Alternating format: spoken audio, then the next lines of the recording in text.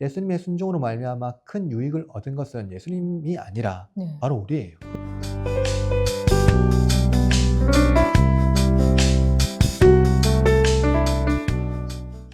네, 여러분 반갑습니다. 오늘의 설교 이건 꼭 기억하자. 오설기 시간이 돌아왔습니다. 네, 오늘 부활주일인데요, 목사님 그죠? 그 오늘 제목은 부활은 왜 낯선 삶일까?였고, 네. 네, 빌립보서 2장 5절에서 11절까지 본문이었어요, 그죠? 오늘 주제가 부활, 낯선 삶의 방식 이런 주제로 나왔는데, 네. 이제 보통 사실 부활하면은 죽었다가 다시 살아난 사건 이걸 생각하잖아요. 근데 이제 오늘은 뭔가 부활은 사건이 아니라 삶의 방식이다 이런 문장이 등장하는데 사실 이게 좀 어렵거든요, 목사님. 이걸 좀 최대한 좀 쉽게 설명해 주신다면. 네. 쉽게 말하면 이건데요. 부활은 나중에 일어날 일이 아니라 지금 우리가 살아가는 삶의 방식의 변화를 말해주는 거죠. 이 방식은 우리가 익숙한 방식이 아니라 예수님께서 이 땅에 살았던 삶의 방식 전체를 보여주는 아주 낯선 삶의 방식이라고 할 수 있습니다. 네.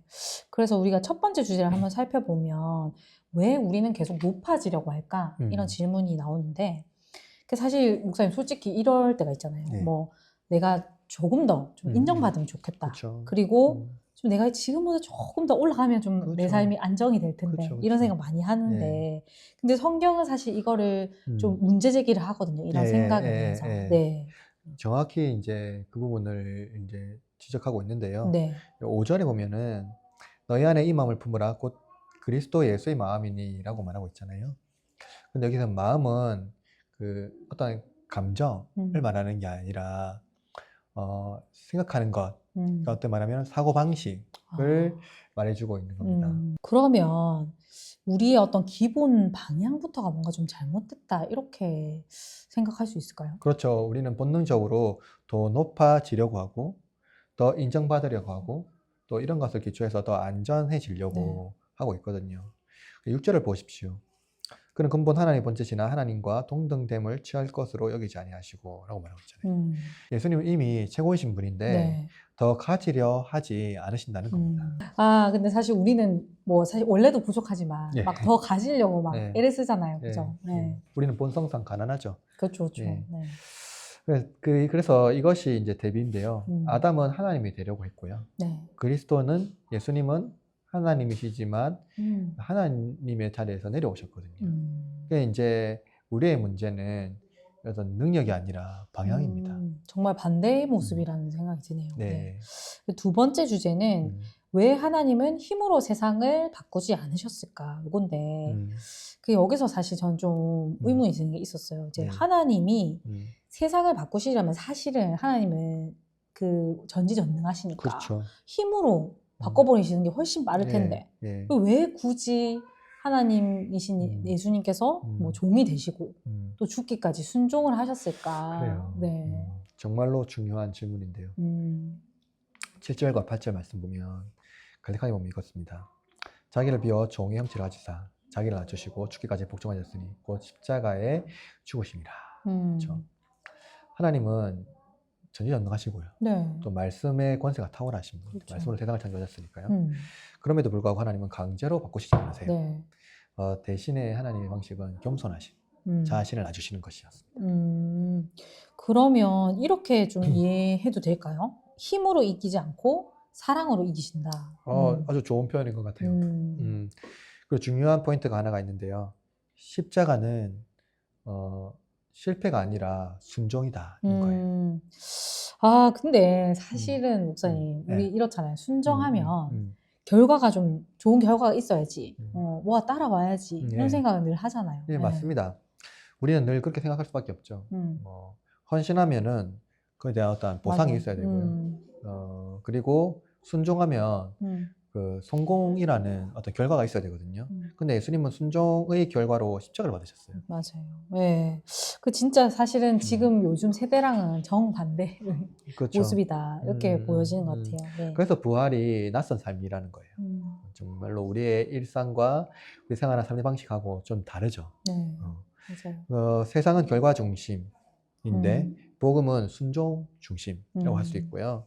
세상은 성취가 중요한 목표라고 한다면 복음은 자신을 낮추는 겸손이 목표다라는 것을 알 수 있어요. 네, 이제 세 번째 주제인데 이제 왜 하나님은 낮아진 예수님을 높이셨을까? 요거거든요.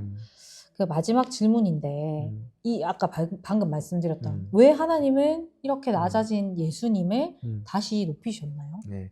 9절에 보면 이름으로 하나님이 그를 지극히 높여라고 말씀하고 있잖아요. 네네. 여기서 중요한 이제 접속사가 있는데요. 그것은 네. 이제 이름으로입니다. 이름으로. 예. 즉 낮아지심이 이제 높아지신 것이고요. 순종이 이제 영화에 이르는 어떤 그거거든요. 네네. 그러면 이거는 좀 보상의 개념 아닌가요?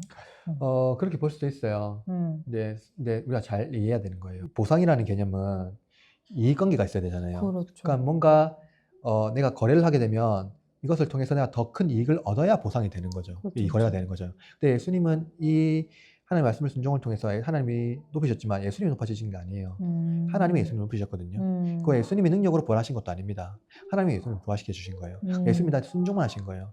그리고 다시 사실대로 말하면 예수님의 순종으로 말미암아 큰 유익을 얻은 것은 예수님이 아니라 네. 바로 우리예요. 그렇죠. 그렇잖아요. 그죠? 그래서 사실은 이것은 거래라고 말할 수가 없어요. 왜냐면은 하나님께서 예수 그리스도의 순종을 보시고 또 그를 우리의 구원자로서 구원하신 그 구원자로 구속주로서 높이신 거거든요. 네. 네, 이러한 삶의 방식이 부활의 어떠한 삶의 이 중요한 형태를 우리에게 보여준다고 할 수 있습니다. 그래서 그것은 거래라고 할 수가 없죠. 그러니까 부활은 단순히 뭔가 살아났다 여기 멈추는 게 아니고 십자가의 길이 옳다, 맞다 이런 선언이라고 봐야 되겠네요. 네. 네. 그래서 여기서 간략하게 얘기하면 부활이라고 할 때 그것은 우리의 삶의 방식에서 전혀 일어날 수 없는 방식입니다. 왜냐하면 부활은 사실은 그 뭡니까 죽음을 저항하는 거거든요. 그렇죠. 죽음을 이기는 겁니다.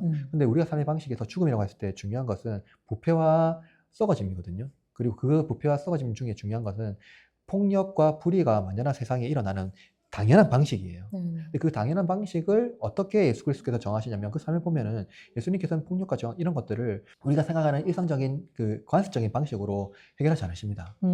정말로 낯설거든요. 어떻게 저렇게 할 수 있을까 하는 방식으로 그것을 다 저항하세요. 근데 결국엔 그 저항 방식이 십자가라는 거죠.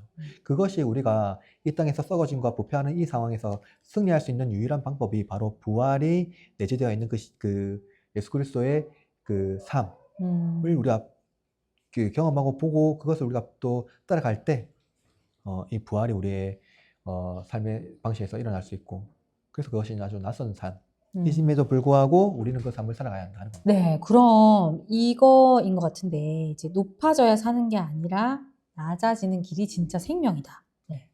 맞습니다. 바울은 우리에게 이렇게 말하는데요. 그리스도 예수의 마음을 품으라는 거예요. 아까 말했던 것처럼 그 부활의 신앙을 품으라는 겁니다. 네네.